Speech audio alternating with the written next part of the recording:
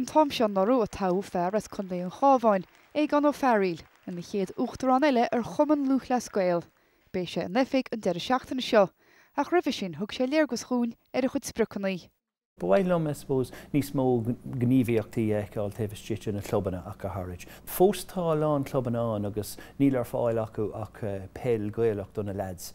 Tá sin fós forlehan golóir. Bhailm go nachróthach sin, go mbeadh siad an ómáíocht a thuirteteach agus go mbeadh na mráid teachtasteach hiag na clubanna ar fad.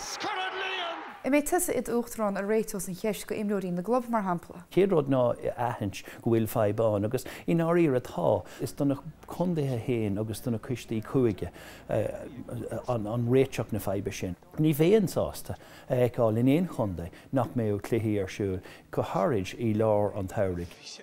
Tá éidir sin caiinte déanta le cúpla míonús faoi imlóirí i dtíanana bhád an numar go imaragus nach chuidir fáil de cí go idir beagnach an sclámhaithe gon CLG.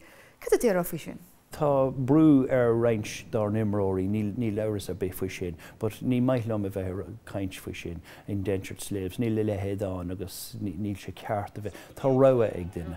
An gheantaí sin a chahabh nó gan é a chahabh. Is cá gan na rúnta lúte an chógáil bhlíonn na molla go dúirí cad na páirceannaí imara oscailt go chlufií eile ar fud na tíide.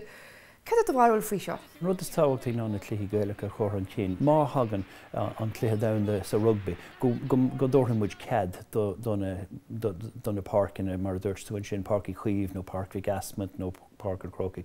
But sin an méid atá déanta agus ní dóilm go bhaithlam níos móna sin in dhéana. Tá scoil fácií na dhéanais ag go bríomhaid a bunscoile seo.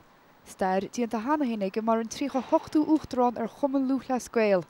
Agus éir i ggéadar as Chomhdáil an Chábháin sin dhéana.